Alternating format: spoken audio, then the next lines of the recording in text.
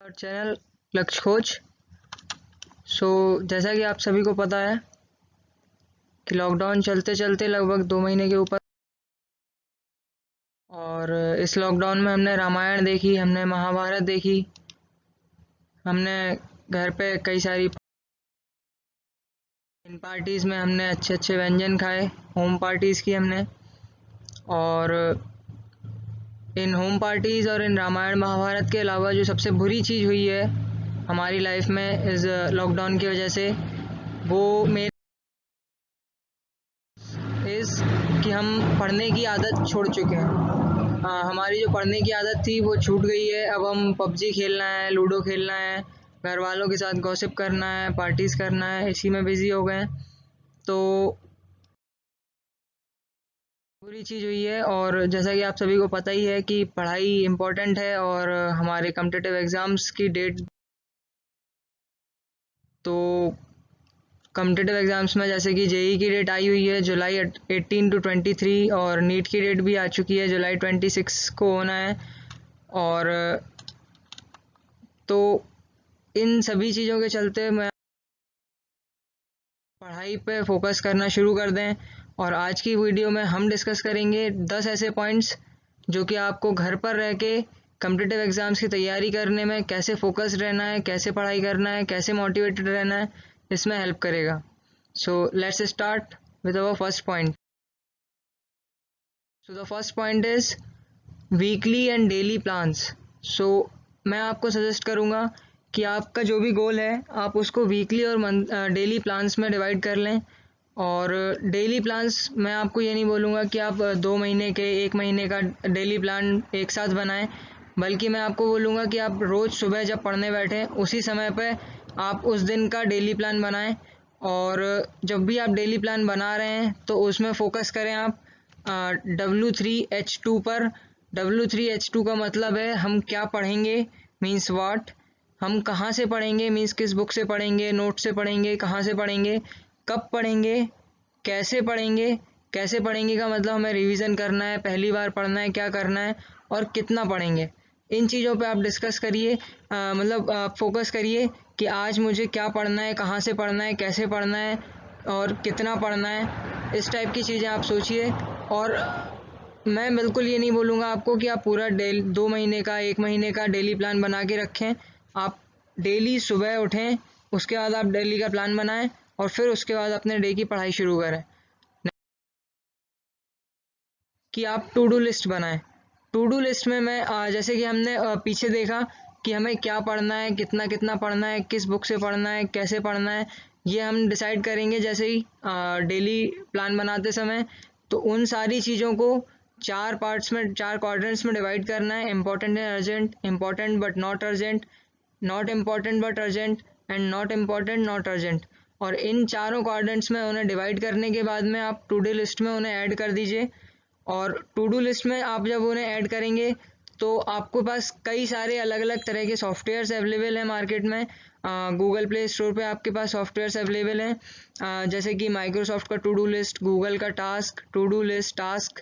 और भी आपको जैसे ही आप सर्च करेंगे गूगल प्ले स्टोर पे टू डू लिस्ट, तो बहुत सारे सॉफ्टवेयर्स आएंगे। आप उनके थ्रू आप अपनी पढ़ाई को ट्रैक करें कि आपके कितने टास्क आज कंप्लीट हुए हैं, हावरली टास्क में डिवाइड करके। और मैं आपको एक ऐप रिकमेंड करना के ई to do list and task list, और इसकी रेटिंग्स भी काफ़ी अच्छी हैं, अबाउट 4.5 रेटिंग के आसपास हैं इसकी। और ये फ्री ऐप है, मैं इसको पर्सनली भी यूज़ करता हूँ, तो मैं आपको भी रिकमेंड करना चाहूँगा कि आप यही ऐप यूज़ करें। और ऐसा नहीं कि सिर्फ पढ़ाई के टास्क जो हैं वही आपको इसमें रखने हैं, आपके और भी जो घर के काम हैं और कुछ काम है, या आपको और कुछ करना है, अपना पैशन भी साथ साथ फॉलो करना है, तो उसको भी आप इस टू डू लिस्ट में इंक्लूड करते हुए चलें। और जैसे जैसे आप आ, उन कामों को करते जाएं तो उनको मार्क भी करें। जो है वो यही है कि हमें फील ऑफ एकम्प्लिशमेंट को फील करना है। मीन्स जब हम कुछ पाते हैं, जब हम कुछ करते हैं, जब हम कुछ एकम्प्लिश करते हैं, तो हमें जो खुशी होती है उस चीज़ को हमें फील करते हुए जाना है, उससे हमें मोटिवेशन मिलता है। तो हम जब भी जो कोई भी काम करेंगे तो हम उसको मार्क करेंगे कि यस वी डिड इट। तो उसके बाद में हमें जो खुशी मिलेगी उस खुशी को भी हमें एंजॉय करना है। और इसीलिए हम टू डू लिस्ट बना रहे हैं और उसमें हम फिर ट्रैक करते जाएंगे कि हाँ ये काम हो चुका है, ये काम हो चुका है, ये काम हो चुका है और ये काम पेंडिंग है। तो ये आपको मोटिवेटेड भी रखेगा और आपको इन्फॉर्म्ड भी रखेगा कि आप क्या कर रहे हैं और कितना छोड़ते जा रहे हैं। कि आपकी जो भी डेस्क है जहाँ पे आप बैठने वाले हैं, जो भी आपका स्टडी रूम है, उसको वेल मैनेज्ड रखना है, हमें उसको क्लीन रखना है। और जैसे कि आप स्क्रीन में देख पा रहे हैं कि on the left hand side एक मैसी डेस्क है और वहाँ पे बहुत सारी चीज़ें फैली हुई हैं। जब आपके पास भी ऐसी मैसी डेस्क होती है तो आप समझ नहीं पाते हैं कहाँ से स्टार्ट करना है, कहाँ ख़त्म करना है, आप फोकस नहीं कर पाते हैं। In the other case on the right hand side आप देखेंगे कि सिर्फ 2 बुक्स रखी हुई हैं। मीन्स अगर किसी स्टूडेंट को सिर्फ फिजिक्स पढ़ना है एक दिन में तो फिजिक्स से रिलेटेड ही बुक्स रखना है वहाँ पे। अगर बायोलॉजी पढ़ना है तो बायोलॉजी से रिलेटेड बुक रखें। कई बार ऐसा आपको सजेस्ट किया जाता है कि आप 1 से 2 या 2 से अधिक सब्जेक्ट एक दिन में पढ़ें। तो अगर आप ऐसा करते हैं तो सिर्फ उन्हीं चीज़ों को रखें वहाँ पे जिनकी आपको ज़रूरत है। ज़्यादा बुक्स, ज़्यादा नोट्स, सारी कॉपीज़ आप वहीं पे रखेंगे तो आप कंफ्यूज होंगे। तो मैं आपको कहूँगा कि ऐसा ना करें। Next point, yoga and exercise करना है हमें। तो what do you mean by yoga and exercise? So yoga मैं यहाँ नहीं बोल रहा हूँ कि आप आसन करिए बहुत सारे तरह के, आप एकदम फ्लेक्सिबल बॉडी हो जाए आपकी, ऐसे कुछ कुछ करना है अपने को, ऐसा कुछ नहीं करना है हमें सिंपली कुछ सिंपल स्टेप्स करनी है, हमें डीप ब्रीदिंग करनी है। और डीप ब्रीदिंग करने से क्या होता है, हमारे ब्लड का ऑक्सीजन लेवल बढ़ता है और ब्लड के ऑक्सीजन लेवल बढ़ने से क्या होता है ये मैं आपको आगे बताऊंगा। और इसके अलावा 2 चीज़ें और कोशिश करनी है हमें कि हम करें कि रनिंग करें हम और साइकिलिंग करें। मीन्स सुबह सुबह दौड़ने के लिए अगर हम जा सकते हैं, और वैसे तो अभी लॉकडाउन चल रहा है तो घर के बाहर निकलना नहीं है, केसेस भी आजकल बहुत ज़्यादा बढ़ रहे हैं, तो मैं आपको बोलूँगा कि आप स्टैटिक रनिंग करें। मीन्स आप एक जगह खड़े होके और रनिंग करें वहीं खड़े रह के। और साइकिलिंग का भी मैं बोलना चाहूँगा आपको, अभी तो नहीं बट जैसे ही लॉकडाउन खुले तो आप उसे स्टार्ट कर सकते हैं। और अब मैं आपको बताने वाला था कि डीप ब्रीदिंग करने से जो ब्लड में ऑक्सीजन लेवल बढ़ता है उससे फ़ायदा क्या होता है। तो ब्लड में ऑक्सीजन लेवल बढ़ने से क्या होता है कि हमारे ब्रेन जो है वो एक्टिवली काम करने लगता है। सो किसी भी ऑर्गन को, बॉडी के किसी भी ऑर्गन को जितना अच्छे से काम करना है उसे उतना ज़्यादा ऑक्सीजन की नीड होती है। और जब हम डीप ब्रीदिंग करते हैं तो ब्लड में ऑक्सीजन लेवल बढ़ता है और ब्लड में ऑक्सीजन लेवल जब बढ़ेगा तो वो ऑक्सीजन का सप्लाई ब्रेन तक भी होगा। और अगर ब्रेन में ऑक्सीजन लेवल हाई होगा तो हमारा ब्रेन ज़्यादा एक्टिवली काम करेगा, ज़्यादा फास्ट काम करेगा, ज़्यादा मतलब फोकस्ड रहेगा, हम डिमोटिवेट कम होंगे। तो ये सारे पॉइंट्स हैं, इसलिए मैं आपको बोलूँगा कि एटलीस्ट 10 मिनट्स आप डीप ब्रीदिंग करें छत पर जाकर, खुले में बैठकर, ताकि आपके ब्लड में ऑक्सीजन लेवल मेंटेन रहे और आपका ब्रेन एक्टिवली वर्क करे। सो नेक्स्ट, कि बिस्तर से अब दूर रहना है हमें, क्योंकि बिस्तर से क्या होता है हमें आलस आता है। तो मैं आपको सजेस्ट करूँगा कि आप चेयर पे बैठें, टेबल चेयर पे बैठें, और चेयर जो हो आपकी ये कोशिश करें कि वो कंफर्टेबल हो, क्योंकि अगर चेयर कंफर्टेबल नहीं है तो आपका मन नहीं लगेगा चेयर पे बैठने में, और अगर चेयर पे बैठने में आपका मन नहीं लगा तो आप पढ़ाई नहीं कर पाएंगे। सो मैं आपको यही बोलूँगा कि आप चेयर पर बैठें और चेयर जितना कोशिश करें कि कंफर्टेबल हो। अगर आपके घर में प्लास्टिक चेयर हैं और वो ज़्यादा कंफर्टेबल नहीं है तो आप उस पर कुछ कपड़ा बिछा लीजिए या कोई और जुगाड़ लगा लीजिए, but try to be as comfortable as possible. आपको इस तरह से बैठना है जैसे आप ही बॉस हैं, मतलब आप ही बॉस हैं, आपके अलावा कोई और है ही नहीं। Am I the boss here? और आपके मन से आवाज़ आनी चाहिए, yes I am the only boss here. And कि be ready and dress properly. ये नहीं कि हमें घर में रहना है, आजकल घर से बाहर नहीं निकलना है तो हम प्रॉपरली ड्रेस नहीं कर रहे हैं, हम बाकी चीज़ें नहीं कर रहे हैं, तो ऐसा नहीं करना है हमें। नहाना नहीं है हमें, ऐसा मतलब ना करें। आप प्रॉपरली सुबह सुबह उठें, प्रॉपरली बाथ लें, कपड़े पहने अच्छे से, मतलब वेल फिटेड कपड़े पहने। ऐसा नहीं कि लूज़ कपड़े पहन लिए हमने, क्योंकि लूज़ कपड़े पहनने से आपकी बॉडी बहुत ज़्यादा रिलैक्स हो जाती है और फोकस नहीं कर पाती है। मीन्स अगर आप रिलैक्स्ड होंगे तो आपको नींद आएगी, जैसे कि अपन देखते हैं कि भाई स्लीपिंग जो कॉस्ट्यूम होता है वो काफ़ी लूज़ होता है।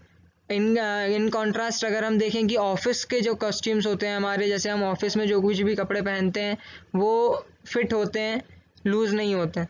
तो जैसे हम ऑफिस में कपड़े पहनते हैं, जैसे हम स्कूल और कॉलेजेस में कपड़े पहनते थे, वैसे ही कपड़े हमें अभी भी पहनना है और उसी टाइप से हमें ड्रेस रहना है। और मैं आपको एक चीज़ और बोलूँगा, यहाँ पे ऐड करना चाहूँगा कि आप लोग डेली शूज़ पहनकर अगर बैठ सकते हैं अपने टेबल चेयर पे, मतलब शूज़ पहने आप फिर बैठें, तो ये और भी बेटर होगा। क्योंकि शूज़ पहनने से एक आपने देखा होगा, कई बार आप फील करेंगे इस चीज़ को, अगर आप शूज़ पहने होंगे तो आप कॉन्फिडेंस लेवल आपका हाई होता है। अगर आप शूज़ पहने हुए हैं तो आपका कॉन्फिडेंस लेवल हाई होता है, आपकी जो चलने की स्टाइल है वो चेंज हो जाती है कई बार। तो ये सारी चीज़ें इम्पेक्ट करती हैं, थोड़ा ही इम्पेक्ट करेंगी बट फिर भी ये इम्पेक्ट करती हैं आपकी पढ़ाई के लिए। तो शूज़ अगर आपके पास मतलब आप के घर में अलाउ हैं तो आप शूज़ पहने, अगर अलाउ नहीं है शूज़ तो सैंडल्स आप पहने। और बाकी आपको कंफर्टेबल भी रहना है, ऐसा नहीं कि एकदम टाइट कपड़े पहन लिए और अब आप कंफर्टेबल नहीं हैं, तो ऐसा भी नहीं करना है। शॉर्ट ब्रेक्स लेते रहना है पढ़ाई के बीच बीच में। मैं आपको रिकमेंड करूँगा कि आप 10 मिनट में एक बार ब्रेक लें, 1 मिनट के लिए। और इन ब्रेक्स में आप अपनी डेस्क को छोड़ें ना, आप जहाँ बैठे हैं वहाँ बैठे रहें, क्योंकि अगर एक बार आप उठे तो कम से कम 10 से 15 मिनट का वो ब्रेक हो जाएगा। बट 10 से 15 ब्रेक का ब्रेक जो है वो फिजिबल नहीं है, हमें 2 मिनट ज़्यादा से ज़्यादा का ब्रेक लेना है। तो मैं आपको बोलूँगा कि आप पानी आसपास रखें, पानी पीते रहें। और ब्रेक में जैसे कि आपको कुछ करना है तो आप गाने गा सकते हैं, थोड़ा सा आप एक्सरसाइज कर सकते हैं, हल्का सा डीप ब्रीदिंग कर सकते हैं थोड़ा बहुत। और द बेस्ट ऑप्शन इज़, मेरा जो रिकमेंडेशन है, जो मैं करता हूँ हमेशा, मैं करता हूँ स्टिल डांस। तो मैं जहाँ भी बैठा हूँ वहाँ बैठे बैठे स्टिल डांस कर लेता हूँ थोड़ा सा। और फिर उसके बाद जैसे ही मुझे लगता है कि अब मोटिवेटेड हो गया हूँ, एनर्जेटिक फील होने लगता है, उसके बाद मैं फिर से पढ़ना शुरू कर देता हूँ। नेक्स्ट, ईयरबड्स या ईयरफोन यूज़ करें, क्योंकि जैसे आप लोगों के घर में भी, अभी आप घर में हैं सभी लोग, तो घर में क्या होता है, कई सारे लोग होते हैं, मम्मी पापा होते हैं, दादा दादी भी होते हैं, कुछ लोगों के यहाँ, कुछ लोगों के यहाँ कज़न्स होते हैं, छोटे बच्चे होते हैं। तो वो लोग आपस में बात करते रहते हैं, आजकल सभी लोग फ्री रहते हैं घर में, तो टीवी वगैरह चलता रहता है। तो ये जो एक्सटर्नल डिस्ट्रैक्शंस हैं, इनसे अगर आपको बचना है तो मोस्टली डिस्ट्रैक्शन हमें होता है साउंड की वजह से। उनकी आवाज़ आती है हम तक और उससे हम डिस्ट्रैक्ट होते हैं। तो बेस्ट ऑप्शन इज़ कि आप अगर या तो कानों में ईयरबड्स लगा दें या ईयरफोन लगा लें, ताकि आपको बाहर की आवाज़ सुनाई ना दे। और ईयरफोन लगाने से एक और फ़ायदा ये होता है कि जब आप ईयरफोन लगाए हुए होते हैं तो बाहरी लोगों को ऐसा लगता है कि आप कुछ कर रहे हैं, कुछ प्रोडक्टिव कर रहे होंगे आप, अगर कुछ कर रहे हैं तो वो आपको फिर डिस्टर्ब नहीं करते हैं। तो इसका भी आप एक बेनिफिट है आपके लिए। तो ईयरफोन लगाने के ये दोनों बेनिफिट्स हैं। और ईयरफोन लगाने पे आपको हो सकता है मन हो कि आप गाने सुने, तो नेक्स्ट सॉन्ग्स। और लिसन सॉन्ग्स में दो पॉइंट्स हैं कि गाने हमें मतलब ऐसे नहीं सुनना है कि हमारा पूरा फोकस गानों पर ही है, कि कौन सा गाना बज रहा है, कैसा गाना बज रहा है, क्या बज रहा है, क्या नहीं बज रहा है। तो इस पे फोकस ना रखें अपना, आप एक कोई भी प्लेलिस्ट सेलेक्ट कर लें या रैंडमली कोई भी सॉन्ग प्ले कर दें।